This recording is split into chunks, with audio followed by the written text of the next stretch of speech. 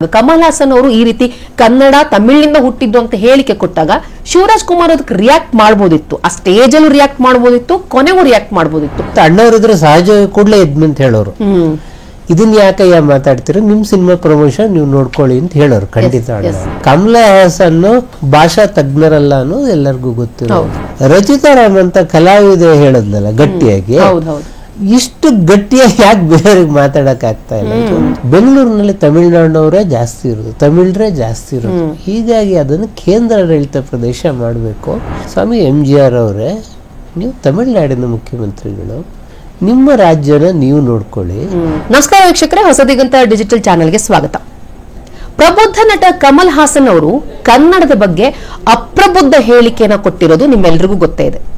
ಕನ್ನಡ ತಮಿಳಿನಿಂದ ಹುಟ್ಟಿದ್ದು ಅಂತ ಹೇಳಿ ಅವಿವೇಕತನದ ದುರಹಂಕಾರದ ಹೇಳಿಕೆ ಕೊಟ್ಟಿರೋದು ಸಹಜವಾಗಿ ಕನ್ನಡಿಗರ ಕೆಂಗಣ್ಣಿಗೆ ಗುರಿಯಾಗಿದೆ. ಕನ್ನಡ ಅಂತ ಬಂದಾಗ ಪ್ರತಿಯೊಬ್ಬರು ನಮ್ಮ ಕನ್ನಡಿಗರಾಗಿ ನಮ್ಮ ಆದ್ಯ ಕರ್ತವ್ಯ ನಮ್ಮ ಕನ್ನಡ ಭಾಷೆಯ ಪರವಾಗಿ ನಾವು ಮಾತಾಡಬೇಕಾಗಿದೆ. ಅದರಲ್ಲೂ ಕೂಡ ನಾವು ಸ್ಟಾರ್ ನಟರಿಂದ ಇದನ್ನ ನಿರೀಕ್ಷೆ ಮಾಡ್ತೀವಿ. ಕನ್ನಡ ಅಂತ ಅಂದ್ರೆ ಈಗಲೂ ಕೂಡ ನಾವು ಹೇಳೋದು ಡಾಕ್ಟರ್ ರಾಜ್ಕುಮಾರ್ ಅಂತ ಹೇಳಿ. ಕನ್ನಡ ಅಂದ್ರೆ ಅಣ್ಣ ಅವರು ಅಂದ್ರೆ ಕನ್ನಡ.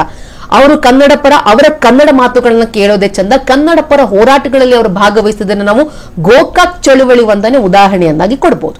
ಹಾಗಾದ್ರೆ ಇವಾಗ ಶಿವರಾಜ್ ಕುಮಾರ್ ಅವರು ಕನ್ನಡದ ವಿರೋಧವಾಗಿ ಕಮಲ್ ಹಾಸನ್ ಈ ರೀತಿ ಹೇಳಿಕೆ ಕೊಟ್ಟರು, ಅದ್ರ ಬಗ್ಗೆ ಆಕ್ಷೇಪವನ್ನು ವ್ಯಕ್ತಪಡಿಸಿಲ್ಲ.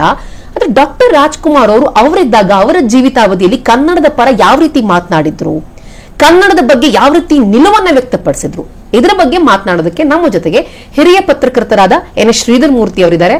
ಸರ್, ಕಾರ್ಯಕ್ರಮಕ್ಕೆ ಸ್ವಾಗತ. ನಮಸ್ಕಾರ ಸರ್. ಕನ್ನಡ ಅಂತ ಅಂದ್ರೆ ಅಣ್ಣವರು ಅಂತಂದ್ರೆ ಕನ್ನಡ. ಶಿವರಾಜ್ ಕುಮಾರ್ ಅವರಿಂದ ನಾವು ಒಂದು ನಿರೀಕ್ಷೆ ಮಾಡ್ತೀವಿ. ಕನ್ನಡ ಅಂತ ಬಂದಾಗ ಅವರು ಕೂಡ ಕನ್ನಡ ಪರ ಹೋರಾಟಗಳಲ್ಲಿ ಭಾಗವಹಿಸಿದ್ದಾರೆ, ಕನ್ನಡದ ಬಗ್ಗೆ ಅವರು ಕೂಡ ಪ್ರತಿನಿಧಿ ಆಗಿದ್ದಾರೆ. ಆದ್ರೆ ಪರ್ಟಿಕ್ಯುಲರ್ ಈ ಇನ್ಸಿಡೆಂಟ್ ನೋಡಿದಾಗ ಕಮಲ್ ಹಾಸನ್ ಅವರು ಈ ರೀತಿ ಕನ್ನಡ ತಮಿಳಿನಿಂದ ಹುಟ್ಟಿದ್ದು ಅಂತ ಹೇಳಿಕೆ ಕೊಟ್ಟಾಗ ಶಿವರಾಜ್ ಕುಮಾರ್ ಅದಕ್ಕೆ ರಿಯಾಕ್ಟ್ ಮಾಡಬಹುದಿತ್ತು. ಆ ಸ್ಟೇಜ್ ಅಲ್ಲೂ ರಿಯಾಕ್ಟ್ ಮಾಡಬಹುದಿತ್ತು, ಕೊನೆಗೂ ರಿಯಾಕ್ಟ್ ಮಾಡಬಹುದಿತ್ತು.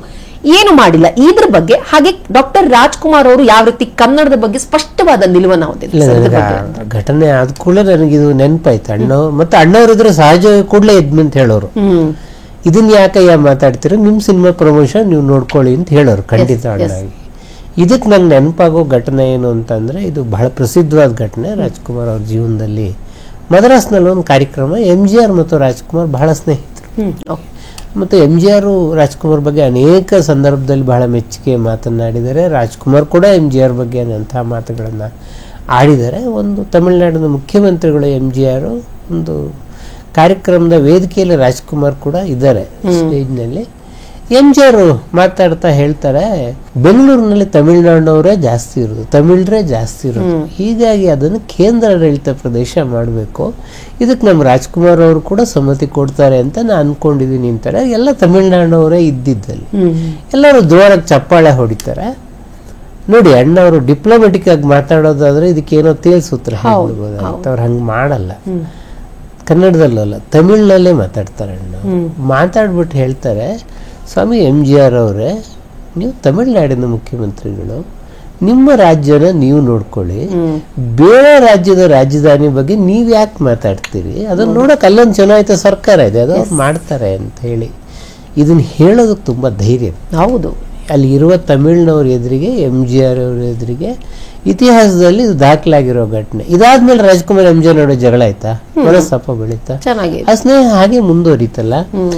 ಇದನ್ನ ಉದಾಹರಣೆಯನ್ನ ರಾಜ್ಕುಮಾರ್ ಏನ್ ಮಾಡಿದ್ರು ಅದನ್ನ ಶಿವರಾಜ್ ಕುಮಾರ್ ಮಾಡ್ತಾರೆ ಅಂತ ನಾವು ನಿರೀಕ್ಷೆ ಮಾಡೋದು ಬಹುಶಃ ಏನೋ ತಪ್ಪಿಲ್ಲ ಅನ್ಸುತ್ತೆ. ಬಹುಶಃ ಶಿವರಾಜ್ ಕುಮಾರ್ ಕೂಡಲೇ ಹೇಳ್ಬಿಡ್ಬೋದಾಗಿತ್ತು, ಇದು ಈ ಸಂದರ್ಭದಲ್ಲಿ ಈ ಘಟನೆ ಬೇಡ ಅಂತ ಹೇಳಿ. ಅದಾದ್ಮೇಲೆ ಬಂದ ಹೇಳಿಕೆಗಳನ್ನು ನಾನು ಗಮನಿಸಿದ್ದೀನಿ. ಕನ್ನಡಕ್ಕೆ ನನ್ನ ಬದ್ಧತೆ, ಕನ್ನಡಕ್ಕೆ ನನ್ನ ಪ್ರಾಮುಖ್ಯತೆ ಎಲ್ಲ ಹೇಳಿದ್ದಾರೆ ನಿಜ. ಆದ್ರೆ ಕಮಲ್ ಹಾಸನ್ ಹೇಳಿದ ತಪ್ಪು ಅಂತ ಎಲ್ಲೂ ಹೇಳಿ. ಹೌದು, ಇದು ಅಗತ್ಯ ಇದೆ, ಹಿಂಗೆ ಹೇಳೋದು ಅಗತ್ಯ ಇದೆ. ಇಲ್ಲಿ ಇದಕ್ಕೇನು ಬಹಳ ದೊಡ್ಡ ಪಾಂಡಿತ್ಯ ಏನು ಬೇಕಾಗಿಲ್ಲ. ಕಮಲ್ ಹಾಸನ್ ಭಾಷಾ ತಜ್ಞರಲ್ಲ ಅನ್ನೋದು ಎಲ್ಲರಿಗೂ ಗೊತ್ತಿರೋದು. ಕಮಲ್ ಹಾಸನ್ ಎಲ್ಲ ಆ ಜಾಗದಲ್ಲಿ ತಮಿಳು ರಾಜಕೀಯ ಮಾಡುವವರು ಯಾರಿದ್ರು ಇಂಥದೇ ಮಾತನ್ನು ಹೇಳೋರು. ಯಾಕಂದ್ರೆ ಇದು ತಮಿಳು ರಾಜಕೀಯದ ಹುಂಬುತನ, ಇಡೀ ಜಗತ್ತೇ ತಮಿಳುನಾಡಿನಿಂದ ಹುಟ್ಟಿದೆ ಅಂತ ಹೇಳಿ ಅವರು ವಾದ ಮಾಡ್ತಾರೆ. ಪ್ರೊಫೆಸರ್ BGL ಸ್ವಾಮಿ ಅವರ ತಮಿಳು ತಲೆಗಳ ನಡುವೆ ಪುಸ್ತಕ ಓದಿದ್ರೆ ನಿಮಗೆ ಗೊತ್ತಾಗುತ್ತೆ ಅವರ ತಮಿಳುನಾಡಿನವರ ಅಹಂಕಾರಗಳು ಯಾವ ಮಟ್ಟದಲ್ಲಿದೆ, ದುರಭಿಮಾನ. ಇದನ್ನ ನೀವು ಎಲ್ಲ ಗ್ರಂಥಗಳ ಪಟ್ಟಿ ಹಾಕೊಂಡು ಕನ್ನಡದ ಇದು ಅಲ್ಲ, ಅದು ಅಂದ್ರೆ ಅದೊಂದು ಪಾಂಡಿತ್ಯಪೂರ್ಣ ಹೇಳಿಕೆ ಅಲ್ಲ. ಅದಕ್ಕೆ ನೀವು ಬಹಳ ಪಾಂಡಿತ್ಯಪೂರ್ಣ ಉತ್ತರ ಕೊಡೋದಕ್ಕೆ ಟ್ರೈ ಮಾಡ್ತಾ ಇದ್ದೀರ. ನೀವು ಹೇಳಬೇಕಾಗಿದ್ದು ಬಹಳ ಸ್ಪಷ್ಟವಾಗಿ, ಯಾವ ಭಾಷೆನೂ ಇನ್ನೊಂದು ಭಾಷೆಯಿಂದ ಹುಟ್ಟಲ್ಲ. ಕರೆಕ್ಟ್. ಭಾಷೆ ಹುಟ್ಟುವ ಪ್ರಕ್ರಿಯೆ ಇದೆಯಲ್ಲ, ಅದು ನೂರಾರು ವರ್ಷಗಳಲ್ಲೇ ನಡೆಯುವ ಕ್ರಿಯೆ. ಹೀಗಾಗಿ ಆ ಕ್ರಿಯೆಯಲ್ಲಿ ನಿಮ್ಗೊಂದು ಭಾಷೆ ಇನ್ನೊಂದು ಭಾಷೆಯ ಪದ ಸೇರ್ಕೊಳ್ಳುತ್ತೆ, ಮತ್ತೊಂದು ಭಾಷೆ ಜೊತೆಗೆ ಬರೀ ಸೇರ್ಕೊಳ್ಳೋದು ಮಾತ್ರ ಅಲ್ಲ, ಒಂದು ಸಂಘರ್ಷ ಕೂಡ ಇರುತ್ತೆ. ಕೆಲವು ಪದಗಳನ್ನ ನಿರಾಕರಿಸುತ್ತೆ, ಕೆಲವೊಂದು ತಗೊಳುತ್ತೆ, ಕೆಲವು ವ್ಯಾಕರಣಗಳ ನಿಯಮಗಳು ಇನ್ನೆಲ್ಲಿಂದಲೋ ಬಂದಿರುತ್ತೆ. ಇದು ನೀವು ಬಹಳ ಸುಲಭ ಒಂದು ಭಾಷೆಯಿಂದ ಇನ್ನೊಂದು ಭಾಷೆ ಹುಟ್ಟಿತು ಅಂತ ಹೇಳೋದಿದೆಯಲ್ಲ, ಇದು ಹುಂಬುತನ ಅಷ್ಟೆ, ಇದಕ್ಕಿಂತ ಹೆಚ್ಚಿಗೆ ಏನೂ ಇಲ್ಲ. ಹಾಗಾಗಿ ನನಗೆ ಬರೀ ಶಿವರಾಜ್ ಕುಮಾರ್ ಬಗ್ಗೆ ನಾನು ಹೇಳ್ತಾ ಇಲ್ಲ, ನಂಗೆ ಈ ಘಟನೆ ಯಾಕೆ ನಮ್ಗೆ ಅಣ್ಣವರು ಬಹಳಷ್ಟು ಮುಖ್ಯ ಆಗೋದು ಅಂದರೆ, ಇಷ್ಟು ಗಟ್ಟಿತನದ ಹೇಳಿಕೆಯನ್ನು ಯಾರೂ ಕೊಟ್ಟಿಲ್ಲ ಸ್ಪಷ್ಟ ದಿವಸದಲ್ಲಿ. ಇದು ಒಂದು ಸ್ಪಷ್ಟ ಹೇಳಿಕೆ. ನೋಡಪ್ಪ, ನಮ್ಮ ಭಾಷೆ ಎಲ್ಲಿಂದಲಾರೋ ಹುಟ್ಟುತ್ತೆ, ಅದನ್ನ ಕೇಳಕ್ ನೀನ್ ಯಾರು, ನಿನ್ನ ಸಿನಿಮಾ ನಿನ್ನ ಆಕ್ಟಿಂಗು ಅಷ್ಟು ನೋಡ್ಕೊಂಡಿರು. ನಮ್ಮ ಭಾಷೆಯನ್ನು ನೋಡೋದಕ್ಕೆ ನಮ್ಮ ಯೂನಿವರ್ಸಿಟಿಗಳಿದೆ, ನಮ್ಮ ಪಂಡಿತರಿದ್ದಾರೆ, ವಿದ್ವಾಂಸರಿದ್ದಾರೆ. ಇಷ್ಟು ಹೇಳಕ್ ಒಬ್ರಿಗೂ ಆಗ್ಲಿಲ್ವಾ? ಹೌದು, ವಿನಯದಿಂದಲೇ ಹೇಳ್ಬೋದಿತ್ತು. ಇಷ್ಟು ಮಾತನ್ನು ವಿನಯದಿಂದ ಯಾರೂ ಹೇಳ್ಬೋದಾಗಿತ್ತು. ನಂಗೆ ಎಲ್ಲೋ ರಚಿತಾರಾಮ್ ಅಂತ ಕಲಾವಿದೆ ಹೇಳದ್ಲಲ್ಲ ಗಟ್ಟಿಯಾಗಿ, ಇಷ್ಟು ಗಟ್ಟಿಯಾಗಿ ಯಾಕೆ ಬೇರೆಯವ್ರಿಗೆ ಮಾತಾಡಕ್ ಆಗ್ತಾ ಇಲ್ಲ? ಇದೊಂದು ನಮ್ಮ ಆಮೇಲೆ ವಾಣಿಜ್ಯ ಮಂಡಳಿ ಕೂಡ ಒಂದು ನಿರ್ಣಯ ತಗೊಳುತ್ತೆ. ಅವ್ರು ಕ್ಷಮೆ ಕೇಳಿದ್ರೆ ಬಿಟ್ಬಿಡ್ತೀವಿ ನಾವು. ಕ್ಷಮೆ ಅಂದ್ರೆ ಹೆಂಗಾರ ಅವ್ರ ಹತ್ರ ಕ್ಷಮೆ ಕೇಳಿದ್ರೆ ಇವ್ರು ಬದುಕಂತಾರೆ ಅನ್ನೋ ಟೋನ್ ನಲ್ಲಿ ಇವ್ರು. ನಿಮ್ಗೆ ಕ್ಷಮೆ ಕೇಳಿಸಾಟ ನಿಮ್ಗೆ ಯಾಕೆ?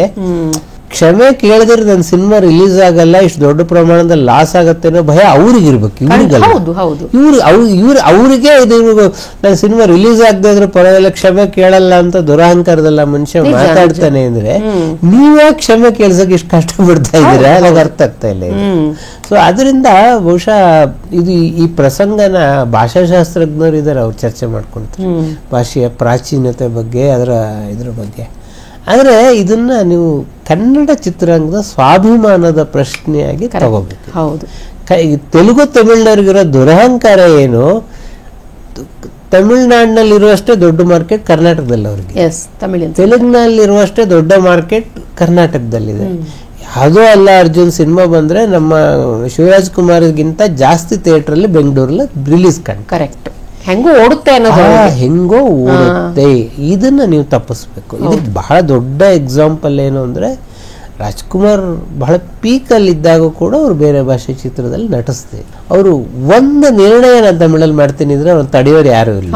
ಮತ್ತು ಹಂಗ್ ಮಾಡಿದ್ರೆ ಅದನ್ನ ತಪ್ಪು ಅಂತಲೂ ಯಾರು ಹೇಳಕ್ ಆಗ್ತಿರ್ಲಿಲ್ಲ. ವೆಂಕಟೇಶ್ ತುಂಬಾ ತಮಾಷೆಯಾಗಿ ಹೇಳೋರು. ಜಿ ಕೆ ವೆಂಕಟೇಶ್ ಕನ್ನಡದ ಬಹಳ ಬೇಡಿಕೆಯ ಸಂಗೀತ ನಿರ್ದೇಶಕರಾದಾಗ್ಲೂ ಕೂಡ ತಮಿಳಲ್ಲಿ ಪಕ್ಕವಾದ್ಯ ನುಡಿಸೋರು ತಮಿಳ್ನಾಡಿನಲ್ಲಿ. ಅವ್ರು ಬಹಳ ತಮಾಷೆಗೆ ಹೇಳೋರು ನನ್ನ ಹತ್ರ, ನನ್ಗೆ ಇಲ್ಲಿ ನಾನು ಸಂಗೀತ ನಿರ್ದೇಶನಾಗಿ ಎಷ್ಟು ದುಡ್ಡು ಬರುತ್ತೋ ಅದ್ರ 2ರಷ್ಟು ಅದ್ರಲ್ಲಿ ಪಕ್ಕವಾದ್ಯ ನುಡಿಸಿದ್ರೆ ಬರುತ್ತೆ ಅಂತೇಳಿ.